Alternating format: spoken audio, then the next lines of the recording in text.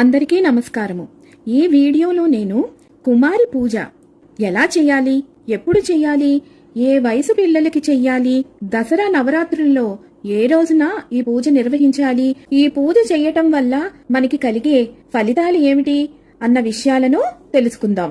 మొదటిసారి ఛానల్ ని చూసేవాళ్ళు మా ఛానల్ ని సబ్స్క్రైబ్ చేసి పక్కనే ఉన్న బెల్ ఐకాన్ ని ప్రెస్ చేయండి.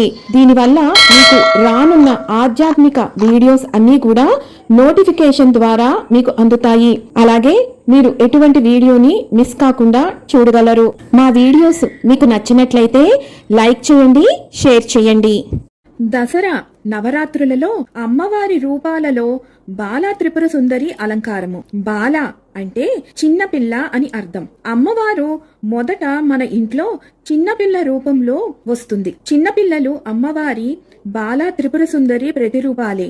ఈ రోజున ఆ తల్లిని ఆరాధిస్తే మన సంతానం ఎటువంటి ఇబ్బందులు లేకుండా ఆరోగ్యంగా ఉన్నతంగా తీర్చిదిద్దబడుతుంది.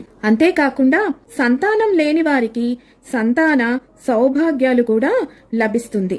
అమ్మవారు తీవ్రమైన శక్తి స్వరూపిణి. అంతటి శక్తిని మనలాంటి సామాన్యులు ఒకేసారి ఉపాసన చేయడం చాలా కష్టం. అందుకే ఆ శక్తిని చిన్న శక్తి నుంచి పెద్ద శక్తి వరకు కొలిచే విధిలో మనకు బాలా త్రిపుర సుందరి ఆరాధనతో మొదలవుతుంది. అందుకే మంత్ర ఉపాసన చేసేవాళ్ళు ముందుగా బాలా మంత్రం ఉపాసన చేసిన తరువాతనే మిగిలిన మంత్రాలను ఉపాసన చేస్తారు.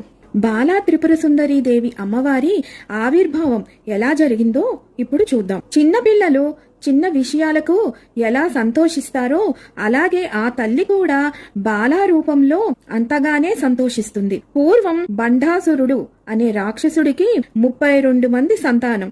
అందరూ క్రూరమైన రాక్షసులే. దేవతలను హింసిస్తూ స్వర్గాన్ని ఆక్రమించారు. భండాసురుడు తన అందరి పిల్లలను దండయాత్రకు పంపించాడు. అప్పుడు ఆ తల్లి తన శక్తిని బాలారూపంలో నింపి ఆ రాక్షసులందరినీ సంహరించి విజయాన్ని పొందింది. ఇప్పుడు కుమారి పూజ లేదా బాల పూజ ఎలా చెయ్యాలి, ఏ వయసు వాళ్ళకి చెయ్యాలి అన్న విషయాలను తెలుసుకుందాం.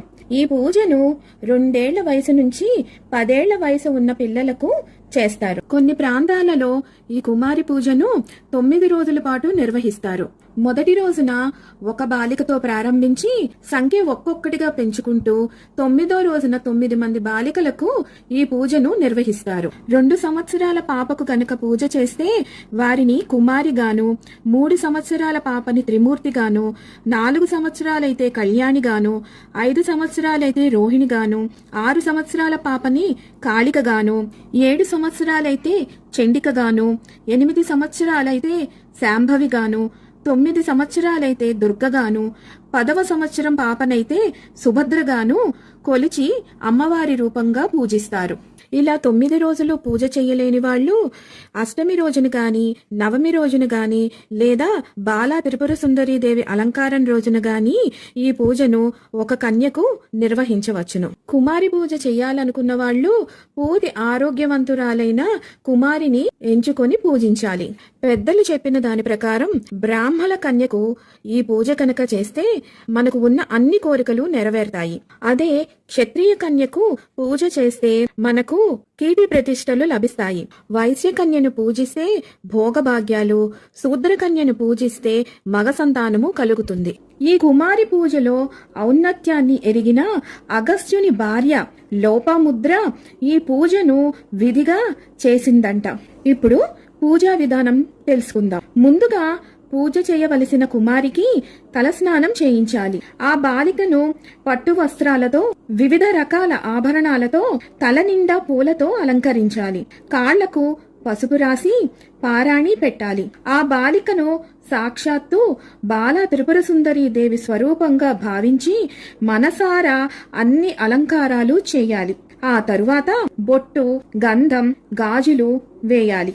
ఆ తల్లి ఈ చిన్నారి రూపంలో బాలా త్రిపుర సుందరిగా మన ఇంటికి వచ్చి ఉంది కనుక ఆమెకు షోడశోపచార పూజ, అష్టోత్తర శతనామావళి పూజ చెయ్యాలి. ఇక్కడ అష్టోత్తర శతనామావళి అంటే బాలా త్రిపుర సుందరి దేవి 108 నామాలను చదవాలి. ఆ తరువాత ఆ తల్లికి నూతన వస్త్రాలను సమర్పించాలి. నైవేద్యంగా కట్టె పొంగలిని పెట్టాలి. ఎందుకంటే దీనిలో నెయ్యి, పెసరపప్పు, బియ్యం అన్నీ బలాన్ని చేకూరుస్తాయి, శరీర కాంతిని పెంచుతాయి, నరాలకు బలాన్నిస్తాయి, తేలికగా జీర్ణమవుతుంది. అమ్మవారికి గులాబీ రంగు వస్త్రాలంటే చాలా ఇష్టం. అందుకని అటువంటి వస్త్రాలను సమర్పిస్తే ఇంకా శ్రేష్టం. తరువాత ఆ చిన్నారికి దేవీ స్వరూపంగా హారతి ఇవ్వాలి. పెద్దల దగ్గర నుంచి చిన్నవాళ్ల వరకు అందరూ ఆ చిన్నారి తల్లికి, అమ్మకు కాళ్లకు దండం పెట్టి ఆశీర్వచనం పొందాలి. ఈ రకంగా కుమారి పూజను ముగించాలి. ఈ తల్లి మనస్సు, బుద్ధి, చిత్తం, అహంకారం ఇటువంటి అన్ని ఆమె ఆధీనంలోనే ఉంటాయి. అభయహస్త ముద్రలో అక్షయమాల ధరించి ఉండే ఈ తల్లిని ఆరాధిస్తే మనకు మానసిక బాధలు తొలగిపోయి నిత్యం సంతోషంగా ఉంటాము. అంతేకాకుండా ఈ తల్లిని పూజించిన వారికి శత్రువులను లేకుండా ధన ధాన్యాల వృద్ధి, ఆయుర్వృద్ధి, ఆరోగ్య బలాన్ని ప్రాప్తింపజేస్తుంది. అంతేకాకుండా ముఖ్యంగా సంతానం కావాలి అనుకునే వాళ్ళకి సంతాన ప్రాప్తి కూడా కలిగిస్తుంది.